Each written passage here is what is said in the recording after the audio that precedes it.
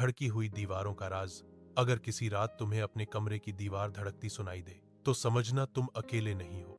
शाम का अंधेरा फैल चुका था। हवा में अचानक ठंडक बढ़ गई थी, जैसे किसी ने रात को जल्दी आने का आदेश दे दिया हो। आरव पहली बार उस पुरानी कोठी में रात बिताने आया था। कोठी शहर से दूर जंगलों के बीच खड़ी थी।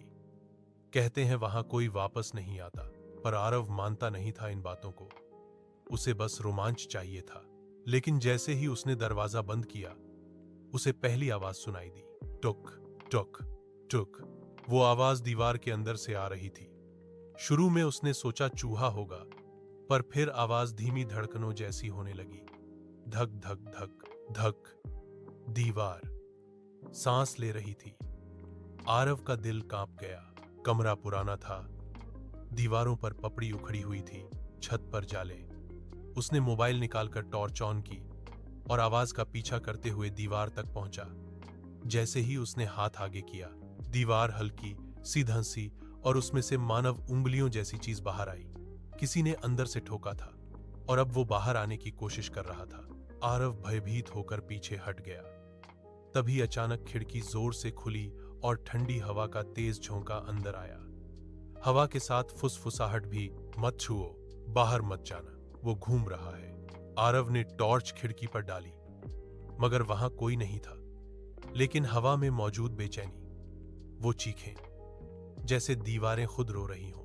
तभी कमरे के कोने से कदमों की आवाज आई, धीमी आवाज, जैसे कोई घसीटता हुआ चल रहा हो। आरव ने टॉर्च उस तरफ घुमाई। वहां एक बूढ़ी औरत खड़ी थी, बाल बिखरे हुए, चेहरा फटा हुआ जैसे त्वचा उधड़ी हो, आंखों में लाल चमक और हाथ खून से भरे हुए। धीरे धीरे उसके होंठ हिले।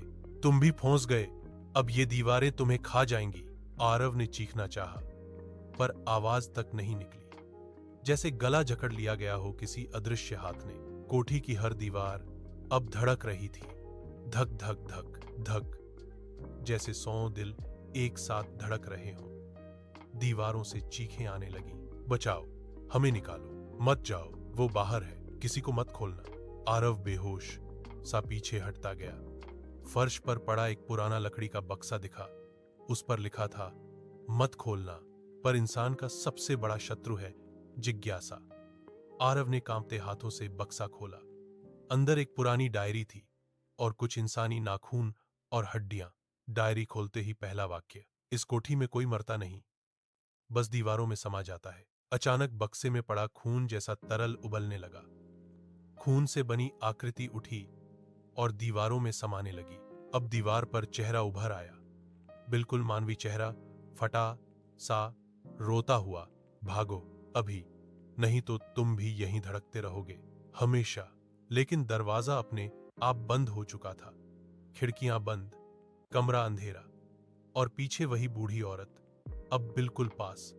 उसने गला रगड़ते हुए कहा, अब तुम्हारा दिल भी इन दीवारों की धड़कन बन जाएगा। उसने आरव की गर्दन पकड़ी और दीवार उसकी तरफ बढ़ने लगी, जैसे मुंह खोलकर इंसान को निगलने आ रही हो। आरव चीखा, पर आवाज दीवारों में गुम हो गई। सुबह जब गांव वाले कोठी के पास पहुंचे, दरवाजा खुला मिला। कमरा खाली था, सिर्फ दीवार पर ताजा उभरा एक चेहरा, आरव का चेहरा। और दीवार धीरे धीरे धड़क रही थी, धक धक धक, जैसे कह रही हो, एक और आ गया।